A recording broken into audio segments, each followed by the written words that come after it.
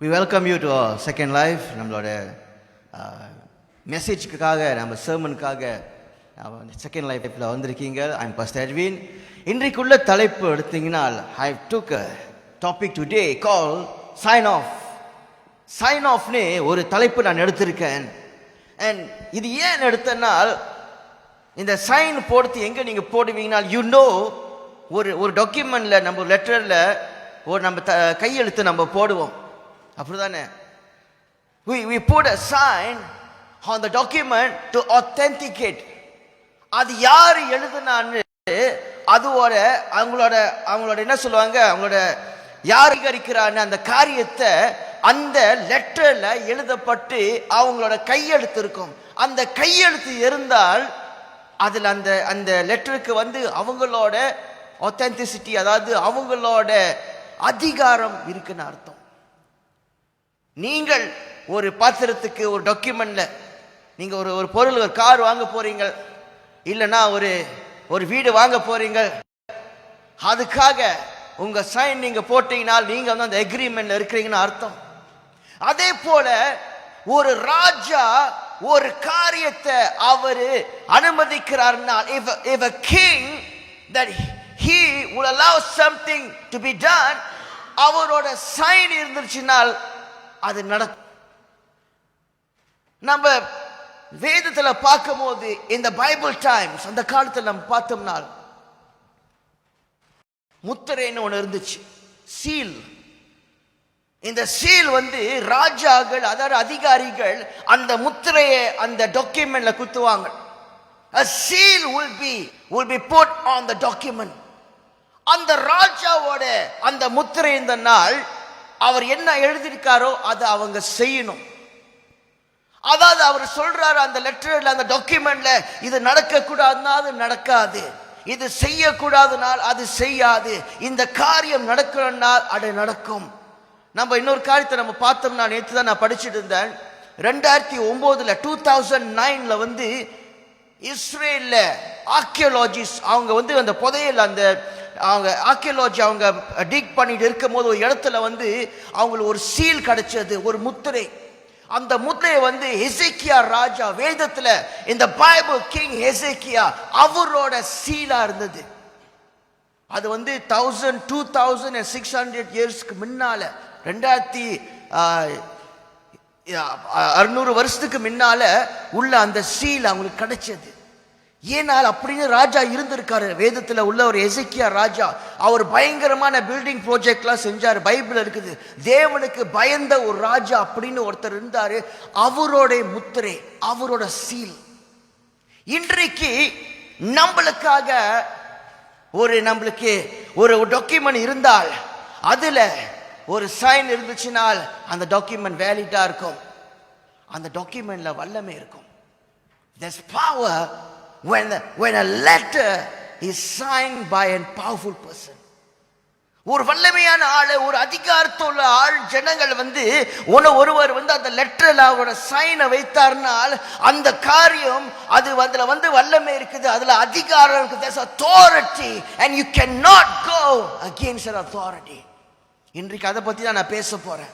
I'm going to talk about a signature sign. When something is signed off, ஒரு காரியம், ஒரு letter அது sign பண்ணி இருக்கும் போது அதுல இருக்கிற அதிகாரம், அதுல இருக்கிற வல்லமை, the things that you can see from that letter.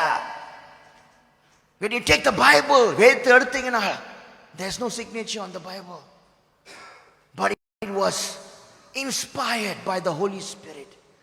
நம்ம வேதத்தை எடுக்கும் போது அதை வாசிக்கிறோம், நானும் வாசிக்கலாம் தெரியல, ஐ பிலீவ் நீங்களா வாசிக்கிறீங்கன்னு. யார் எழுதுன அந்த வேதத்தை? so many writers, but inspired by one God, and that word of God is so powerful. அந்த தேவனோட வார்த்தை வல்லமையாக இருக்குது.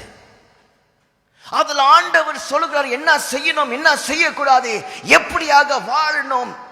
He is teaching through that word that was written, and was written for many years. பல வருஷங்களாக அந்த வேதத்தை எழுதப்பட்டது. So many writers, and all of them were inspired inspired by God. What if someone writes for you a letter? உங்களுக்கெல்லாம் ஒரு letter நான் எழுதி கொடுத்தேன்னா நீங்களாம் படிப்பீங்களா? என்ன லெட்டர் நீங்க கேட்குறீங்க தானே? ஏன்னா இப்போ யாரும் எழுத மாட்டாங்க, எல்லாம் வாட்ஸ்அப்பில் அனுப்புகிறாங்க. ஆமாம் தானே? எஸ். ஒரு பேங்குக்கு நீங்கள் போனீங்கன்னா, நீங்கள் காசு வெளியாக்க போறீங்கன்னா ஒரு செக்கை வைத்து ஃபிங்கர் பிரிண்ட் கேட்பாங்க. ஃபிங்கர் பிரிண்ட் தமிழ் என்ன சொல்லுவாங்க? ஓகே, நிறைய சொல்றீங்க. ஓகே, கைரேகை. ஓகே, அந்த ஃபிங்கர் பிரிண்ட்ல உங்களோட ஐடென்டிட்டி இருக்கும். நீங்க தான் அந்த அந்த காசை வெளியாக்குறீங்கன்னு அந்த மிஷினுக்கு தெரியும், அங்க பேங்க்காரங்களுக்கு உங்களுக்கு தெரியும். ஏன்னா உங்களோட அடையாளம் உங்களுக்கு கிடைக்கும். Your identity is there. அந்த ஒரு லெட்டர் எழுதுறோம். A letter has so much power. நீங்க நம்ப மாட்டீங்க, ஒரே ஒரு லெட்டர் எழுதி நம்மளுக்கு அனுப்புனாங்கன்னா அது நம்மளை சந்தோஷப்படுத்த முடியும், நம்மளை சோகமாக்க முடியும். வேலையில் ஒரு வார்னிங் லெட்டர் கிடைச்சிச்சுன்னா நம்ம சோகமாயிருவோம். அதே போல உங்களுக்கு போனஸ் கிடைக்குது, உங்களுக்கு நல்ல ஒரு நியூஸ் வந்திருக்கு, இந்த லெட்டர் அனுப்புனா எல்லாமே சந்தோஷமாயிருவாங்க. இன்றைக்கு நம்ம இந்த லெட்டரை பத்தி தான் நம்ம பார்க்க போறோம். வேதத்தில் நம்ம எடுத்தோம்னா பாபிலோன்கள் the Babylonians came and ransacked Judah. யூதாவை அவங்க சில பேரை கூட்டிட்டு போறாங்க பாபிலோனுக்கு. அந்த ஜனங்கள் தேசத்தை இழந்து போனாங்க, அவங்க சுதந்திரத்தை இழந்து போனாங்க. They lost their freedom, they lost their joy. அவங்க எல்லாத்தையும் இழந்து போயிட்டு அவங்க சில பேர் பாபிலோன்ல இருக்கிறாங்க, யூதால இருக்கிறவங்க சில பேர் இருக்கிறாங்க. ஆனா சந்தோஷம் இல்ல, அவங்களுக்கு சமாதானம் இல்ல. ஆனா அவங்க ஜெபிக்கிறாங்க, ஆண்டவர் ஒரு அற்புதம் செய்வாரோ, ஆண்டவர் இடைப்படுவாரோ. If God will intervene in this matter, that he would do something for us, he will send a Messiah. அங்கதான் வந்துச்சு மெசாயான்னு, மேசியா, ஒரு ரட்சகர் மேசியா வருவார். அவர் யாருனால் நம்மளை ரட்சிக்க, நம்மளுக்கு உதவி செய்கிறவர், நம்மளை காப்பாற்ற வருவார். He will restore the kingdom. அந்த ராஜ்யத்தை மறுபடியும் அவர் உருவாக்குவார். ஒரு ராஜா சிங்காசனத்தில் உட்காருவார். Authenticated king, a rightful king, ஒரு உரிமை உள்ள ராஜா அவர்தான் வருவார்னு காத்திருந்தாங்க. They waited and waited. They believed that they will receive back what they lost. இழந்து போனதை மறுபடியும் அவங்க எதிர்பார்த்திருந்த ஜனங்கள் தான் யூதேல இருக்கிற ஜனங்கள், the people of Judah. And what happened was 70 years, 70 வருஷம் கழித்து அவங்க பாபிலோன்ல இருக்கிறாங்க. சில பேர் அடிமையா கொண்டு போனாங்க, அவங்கள வறுப்படுத்தி கொண்டு போனாங்க. அவங்க வீடுகளும் சொத்துக்கள் எல்லாத்தையும், குடும்பத்தை எல்லாத்தையும் இழந்து போனாங்க. சில பேர் மரித்தாங்க. Some of them died. They lost their jobs. அவங்க வேலையை இழந்து போனாங்க, அவங்களோட சொத்து எல்லாத்தையும் இழந்து போனாங்க, அவங்க வீடு ஆடு மாடு எல்லாத்தையும், சில பேர் குடும்பத்தையும் இழந்து போனாங்க. And they went to Babylon. ஆனா பாருங்க, சூழ்நிலை ஆண்டவர் மாற்றினார். வேற ஒரு ராஜ்யம் எழும்பினது, பெர்ஷான ஒரு ராஜ்யம். இன்றைக்கு நாங்க பார்க்கிறோம் பெர்ஷா எங்க இருக்குன்னா இந்த டைம்ல ஈரான்ல இருக்குது. It was a great nation. ஒரு பயங்கரமான அது ஒரு ராஜ்யம் தெரியுங்களா? They were innovative. அவங்க ரொம்ப படிச்சவங்க, ஆர்மியிலும் மிலிட்டரியிலும் அவங்களோட படிப்பிலையும். They were a great people and they conquered Babylon. Babylon அவங்க ஆளுகை செய்தாங்க இந்த பெர்ஷால உள்ளவங்க. அதுல ஒரு ராஜா வந்த, சைரஸ்னு ஒரு ராஜா, the king Cyrus, and he was a type of the Messiah. மேசியா போல அவர் ஒருத்தர் இருந்தார். அவர் என்ன செய்கிறாரு, இந்த யூதால ஜனங்களை மறுபடியும் அவர் சொல்றார், நீங்க எருசலேமுக்கோ நீங்க யூதாக்கு நீங்க போலாம், you can go back, I free you, உங்களுக்கு நான் விடுதலை தருகிறேன். And they went. அது மட்டும் அவர் சொல்றார், நீங்கள் அந்த ஆலயத்தை கட்டலாம். அவங்களுக்கு ஆலயம் இருந்தது. There was a beautiful temple. That was the glory of the people of Judah. யூதால இருக்கிறவங்கள மகிமை அந்த அழகான ஆலயம். and the temple was destroyed. அந்த ஆலயம் அழிக்கப்பட்டது. They did not have a temple. They did not have a place to worship God. தேவனை ஆராதிக்கிறதுக்காக ஒரு இடம் இல்லை. They lost the presence. ஏன்னா அந்த ஆலயம் தான் எல்லாமே அவங்களுக்கு.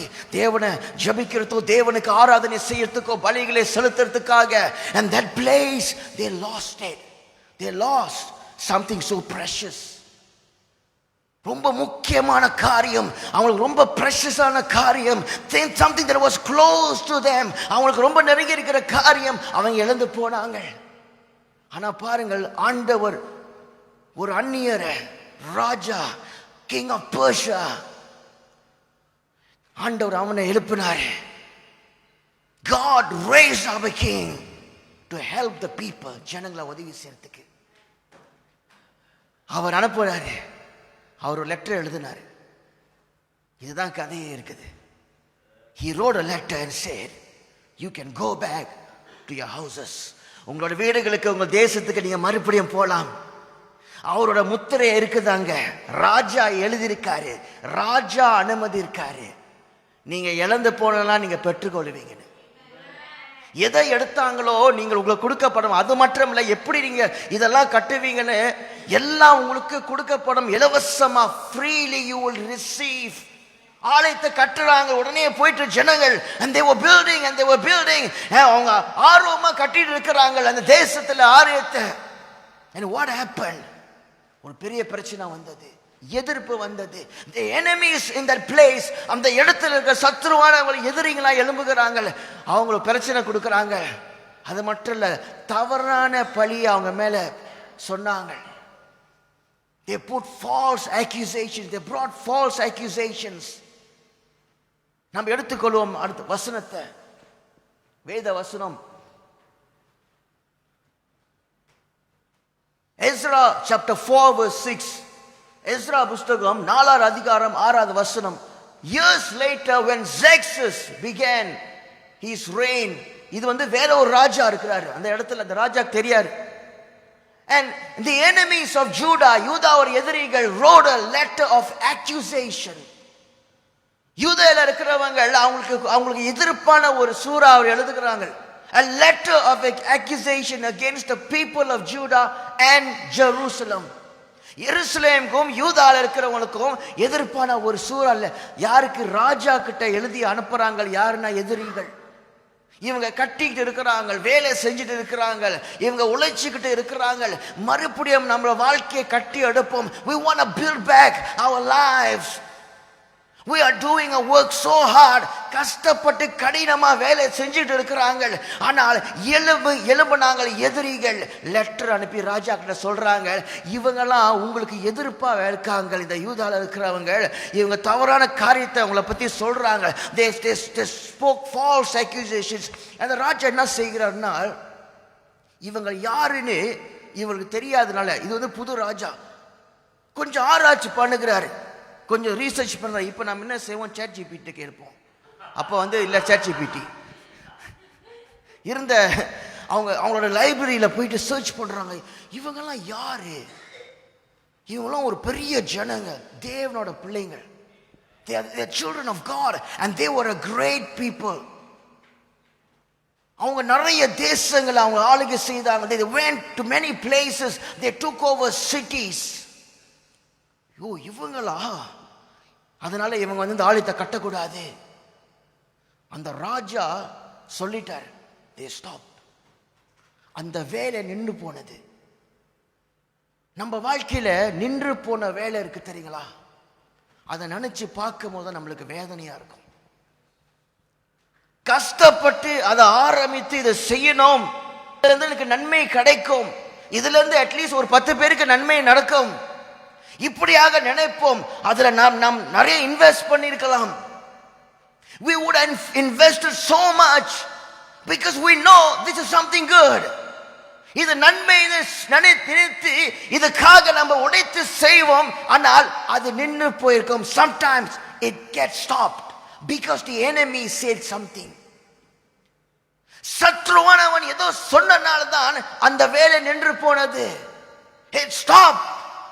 Because they sent a letter. ஒரு லெட்டர் தான், ஒரே ஒரு லெட்டர் பண்ற வேலை தெரியுங்களா? ராஜாக்கு அனுப்புனாங்க. தவறான காரியத்தை சொல்லி இந்த ஜனங்களுக்குள்ள ஒரு பயம் வந்தது. Fear came into their hearts. They were discouraged. அவங்க மனம் உடைந்து, இது நடக்காத காரியம், இது எப்படியா நம்ம செய்வோம், அவங்களுக்கு பயம் வந்தனால ராஜாவே சொல்லிட்டாரா நிப்பாட்டு இந்த வேலையே. They stopped. 16 வருஷமா அந்த ப்ராஜெக்ட் அப்படியே நின்று போனது. பாதியில கட்டின பில்டிங் அப்படியே நிக்குது. 14 வருஷம் வரைக்கும், 14 to 16 years. Imagine that. கஷ்டப்பட்டு கடினமாக மறுபடியும் நாம் கட்டுவோம், மறுபடியும் நாம் எழும்புவோம். We want to build back. ஆர்வத்தில் அவங்க போய் அந்த யூதாவுக்கு போய் அந்த கட்டணத்தை கட்டுகிறாங்க, ஆலயத்தை கட்டுகிறாங்க. அவங்க மறுபடியும் போனாங்க. 70 வருஷம் காத்திருந்தாங்க. ஆண்டவர் ரட்சிப்பாரோ? 70 years later, finally they went back to Judah, but they stopped what they supposed to do. இன்றைக்கு நாம் செய்கிற காரியத்தை நம்ம நிப்பாட்டி வைத்திருக்கலாம். அது ஹிஸ்டரி ஆயிடுச்சு, சரித்திரமாயிருச்சு. 16 வருஷமானது. 16 வருஷமாக அந்த பில்டிங் அப்படியே கிடக்குது. சில ஜெபங்கள் ஜெபிச்சுட்டு இருப்போம், நிப்பாட்டிடுவோம். ஏன்னா நம்மளுக்குள்ள டிஸ்கரேஜ்மெண்ட், அது நடக்கவே மாட்டுது. கஷ்டப்பட்டு ஜெபித்தேன், உபவாசம் எடுத்தேன், பட்டினியா கிடந்தேன். 4-5 பேர் என் கூட ஜெபிச்சாங்க, வர அவங்களும் காணா போயிட்டாங்க. அப்படியே நின்று போயிருச்சு project. Sometimes things stop because the enemy causes fear. பயத்தை கொண்டு வரவன் தான் பிசாசானவன். அவன் அதிர்த்துவான். He will come and will threaten you, and he will write a letter. Letter எழுதி கொடுப்பான். ஆனால் என்னத்துக்கு வந்தது? 16 வருஷம் கழிச்சு, after 16 years, தீர்க்கதரிசிகள் எழும்புனாங்க. The word of the Lord came. தேவனோட வார்த்தை வந்தது ஜனங்கள் மத்தியில. தீர்க்கதரிசிகள் பேசுகிறாங்க, you must go back and build again. நீங்க மறுபடியும் போய் கட்டி எழுப்புங்க. You must go back and what the work that you stopped, நீங்கள் நின்னு போன அந்த வேலையை மறுபடியும் செய்யுங்கன்னு உற்சாகப்படுத்தினாங்க. They went back building. இந்த முறை அவங்க பயப்படவே இல்லை. மறுபடியும் எதிரிகள் வந்தாங்க. அவங்க சொல்றாங்க, நீங்க யார் அதிகாரத்தில் கட்டுறீங்க? Who gave you the authorization? God gave the authorization. ஆண்டவர் அனுமதித்தார். ஆண்டவர் அந்த ஆத்தரைசேஷனை கொடுத்தார். இந்த முறை அவங்க பயப்படல. உடனே எதிரியாங்க என்ன செய்கிறாங்கன்னா, திருப்பி லெட்டர் எழுதுனாங்க. இது பைபிள் இருக்குது, சம்மரைஸ் பண்றேன். ஆனா அவங்க சொன்னாங்க, எங்களுக்காக ஒரு ராஜா சொன்னார், நாங்க கட்டுறோம் தான் செய்யறோம். இந்த ராஜா என்ன செய்யறாருன்னா, நம்ம அடுத்த வசனத்தை எடுப்போம். So King Darius, இப்ப 3ஆம் ராஜா பாருங்க, இத்தனை ஜெனரேஷன் வந்துருச்சு. King Darius issued orders that a search be made in the Babylon archives, which was stored in the treasury. எதை அவங்க சர்ச் பண்றாங்க? ரெக்கார்ட்ஸ் சர்ச் பண்றாங்க. பேபிலோனினோட அவங்களோட ஸ்டோர்ஸ்ல தேடுறாங்க, ரெக்கார்ட் ரூம்ல போய் தேடுகிறாங்க. யாரு? ஒரு ராஜா இருந்தாரு, அவர் சொன்னார இதை செய்யலான்னு. And the king was surprised. ஆமா, இப்படியாக ஒரு லெட்டர் ஏற்கனவே இருந்தது. சைரஸ்னு ராஜா எழுதினாரு, நீங்க போலாம் அந்த இடத்துக்கு, யூதாக்கு மறுபடியும் உங்க வீட்டுக்கெல்லாம் போய் நீங்க வீடுகளை போய் நீங்க கட்டி எடுக்கலாம், ஆலயத்தை கட்டலாம். அது மட்டும் இல்ல, உங்களுக்கு எல்லா செலவும் அரசாங்கம் பார்த்துக்கோமா. அது மட்டும் இல்ல, சுத்தி இருக்கிறவங்களும் உதவி செய்யணும். உங்களுக்கு சாப்பாடுல இருந்து உங்களுக்கு அந்த கட்டுறதுக்கு அந்த வீட்டு எல்லாமே எல்லா மெட்டீரியல்ஸும் எல்லாமே உங்களுக்கு கொடுக்கப்படும் இலவசமா. Everything was given freely. இதுதான் ராஜா எழுதின அந்த லெட்டர். எத்தனை 16 வருஷம் கழிச்சு அவங்க கண்டுபிடிச்சாங்க. They realized a king gave the authorization. இன்றைக்கு ஆண்டவர் நம்மளுக்காக ஒரு சைன் போடுறாரு. You can do what you stopped. நின்று போன காரியத்தை நீங்க மறுபடியும் செய்யுங்கள். அது மட்டும் இல்ல, எல்லாத்தையும் அவர் பார்த்துப்பார். எல்லாத்தையும் போட்டுருக்கு, அந்த லெட்டர்ல போட்டிருக்குது. Oh, everything was written, the records. The king Cyrus sent a letter. It was authorized by him. அவரோட முத்திரை இருக்குது, அதாவது இப்ப அவரோட சைன் இருக்குது, அவரோட சிக்னேச்சர் இருக்குது. அவர் தான் எழுதினாரு.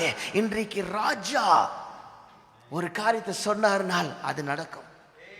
யாரும் நிப்பாட்டவே முடியாது. ஆண்டவர் ஒரு காரியத்தை அவர் சொன்னார்னால் அது நடக்கும். எதிரிகள் அவங்க எழும்புவாங்க. The enemies will rise with accusations. தவறான குற்றங்களை சொல்லி எப்படியாக நிப்பாற்ற பார்ப்பாங்க. ஆனா பாருங்க, தேவன் அவர் மறக்கவே இல்லை. God did not forget.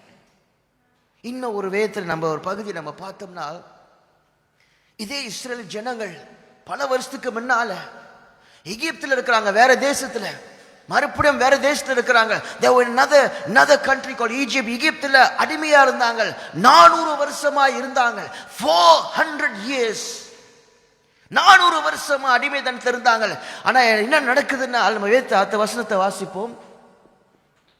Exodus chapter 2:24 போட்டிருக்குது.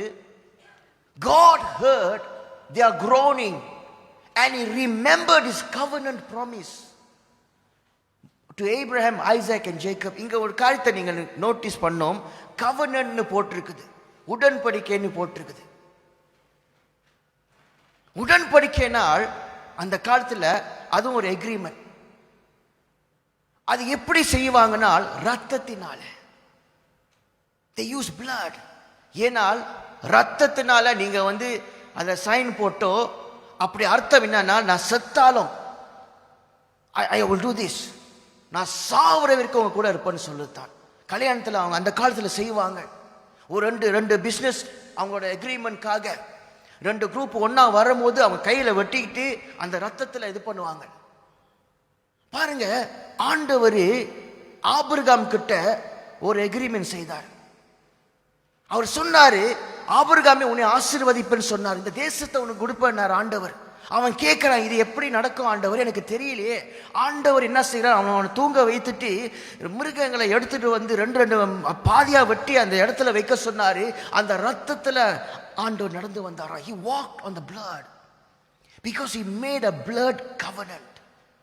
ரத்தத்துல ஒரு கவனன், ஒரு உடன்படிக்கையை செய்தார். அப்படின்னு அவர் என்ன சொல்றாரு, உயிரே உன் உயிரே நீ, I will give my life, I give my life, I will bless you, உன்னை நான் ஆசீர்வதிப்பேன். இந்த ஜனங்கள் நீங்க பார்க்கும்போது அவங்களோட பெருமூச்சை ஆண்டவர் கேட்டார். எகிப்தில் அடிமையா இருக்கிறாங்க.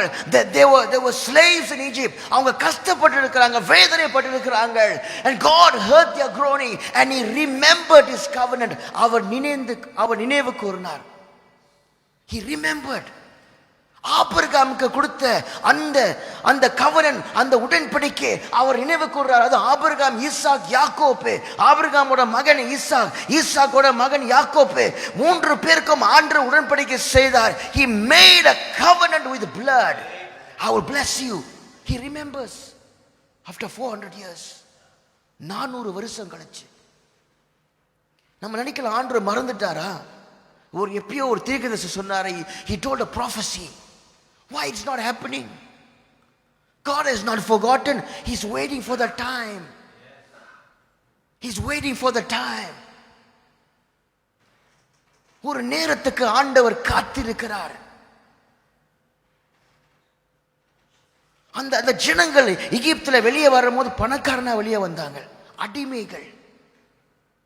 When God fulfills a promise, when God fulfills a prophecy, it happens with a bang. அது சாதாரணமா நடக்காது. அவர் ஆசீர்வதிக்க சொன்னார், ஆசீர்வதிப்பார். He remembers. இன்றைக்கு நீங்க பாருங்க, இஸ்ரேல் தேசம், நிறைய பேருக்கு இஸ்ரேல் தேசம் பிடிக்காது. நீங்க போய் கூகுள் பண்ணி ChatGPT கேட்டு பாருங்க.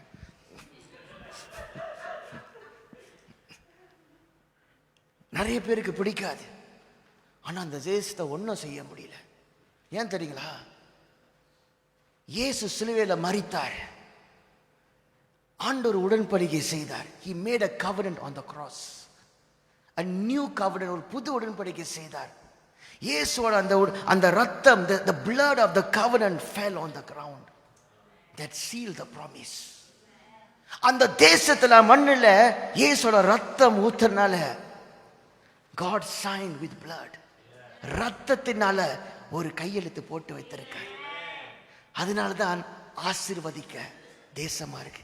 இன்றைக்கு நம்மளுக்கு ஆண்டவர் ரத்தத்தில் சைன் பண்ணியிருக்காரு ஒரு letter. He signed off a letter for you that he will bless you.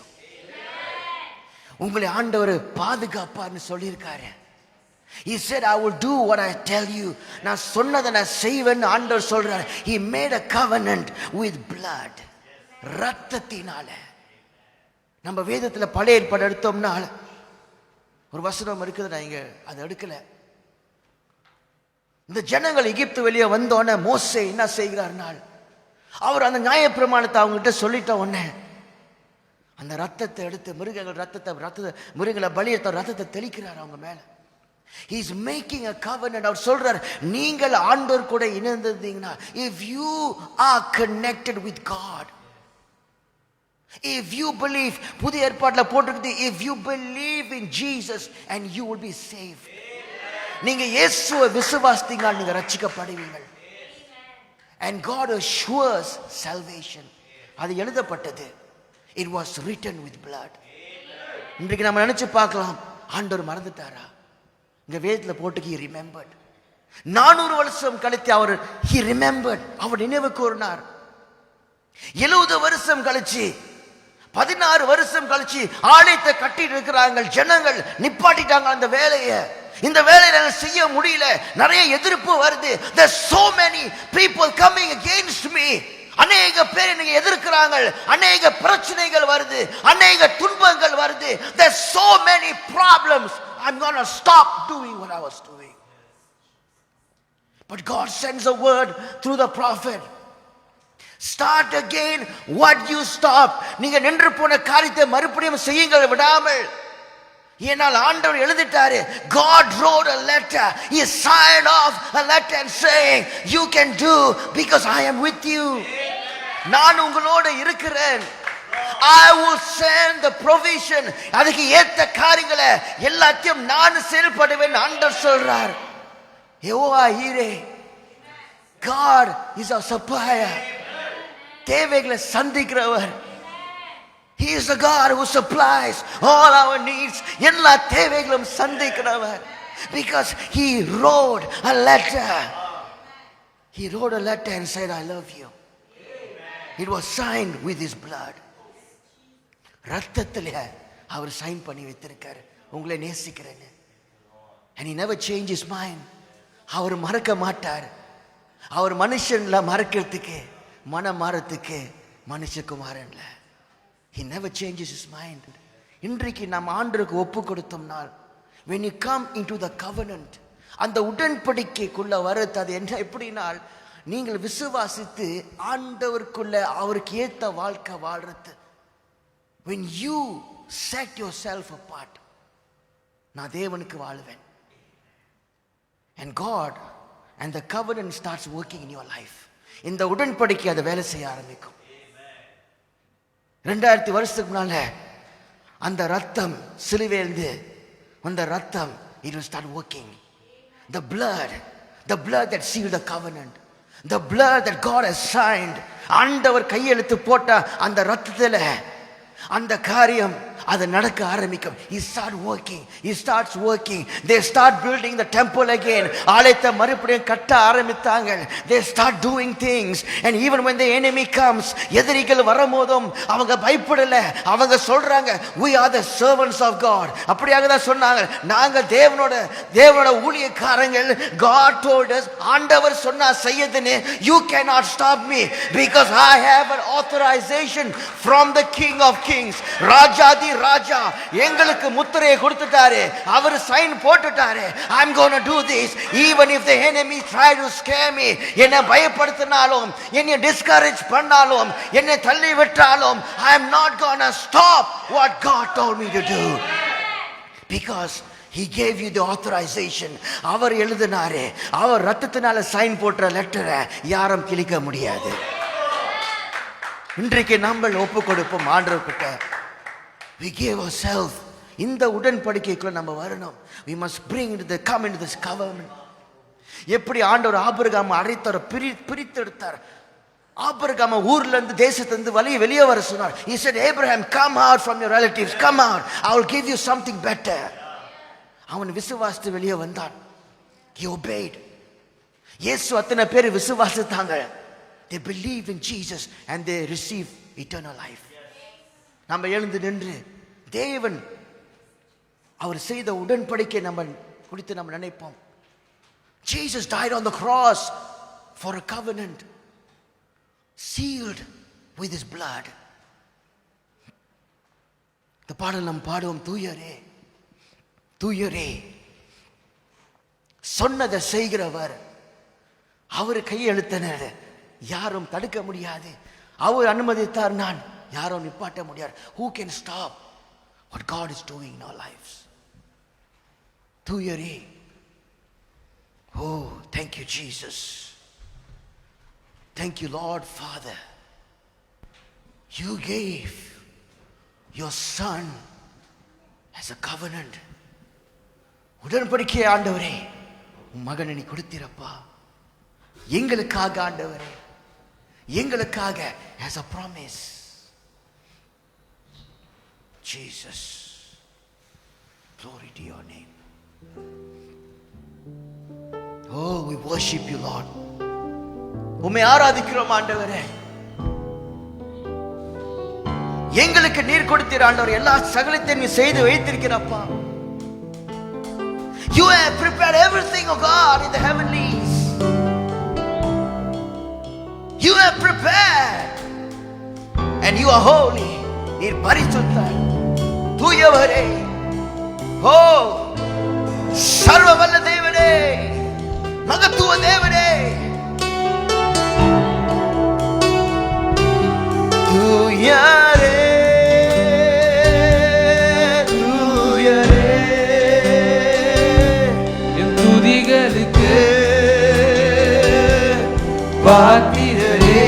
பாடமா சொல்லுங்க, தூயரே தூயரே தூயரே, என் துதிகளுக்கு பாத்திரரே. பாத்திரரே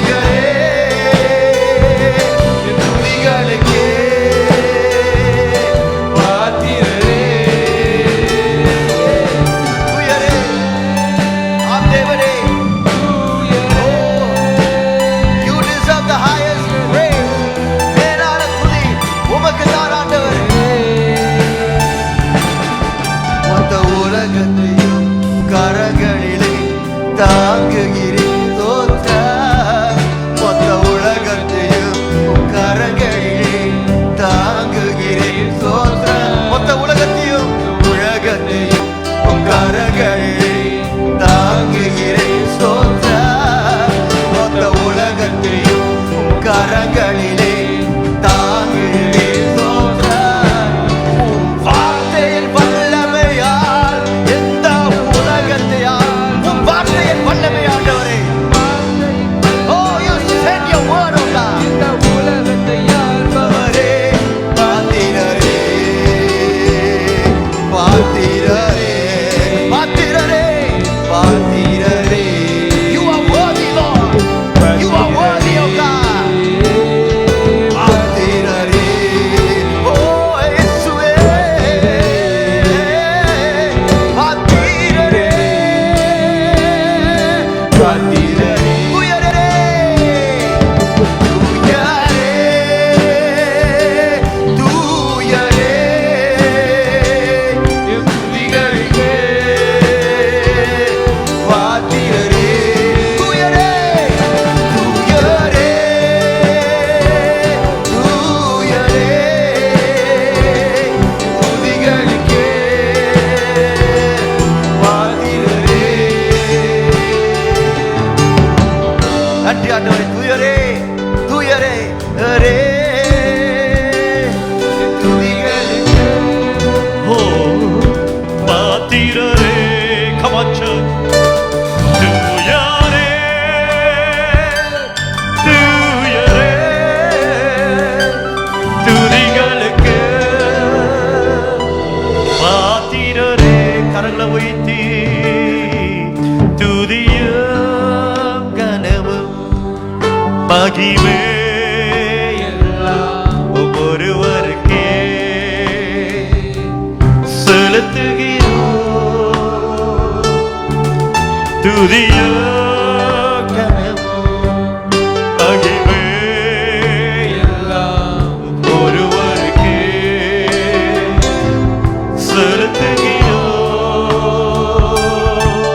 துதியும் கனவும் அவருக்கு மகிமை எழுப்பவா.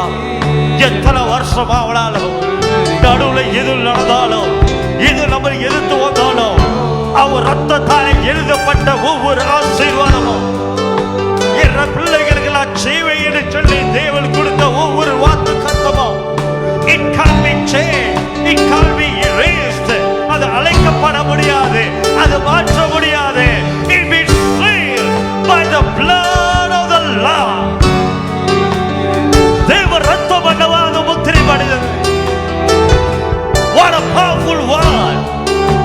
எப்படி ஒரு வல்லமையின் வார்த்தை தேவன் எனக்கு கொடுத்தார் இன்றைக்கு நமக்கு. That everything that the Lord promised you, it will happen. Thank you, Lord.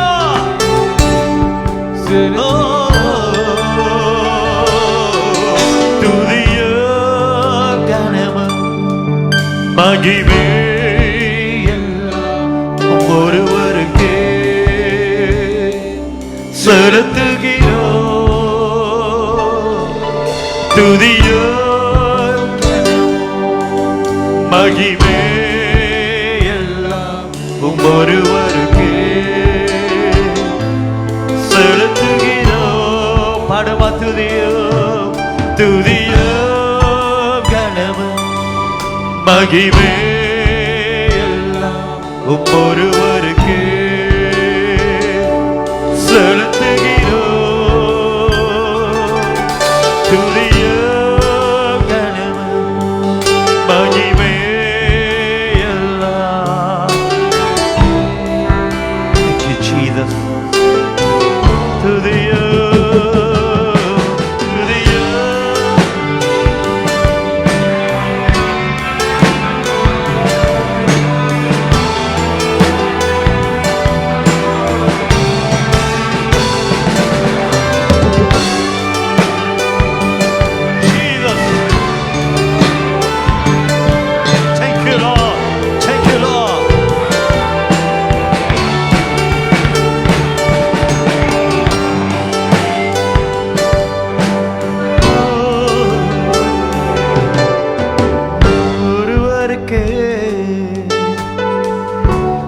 The Lord has signed off.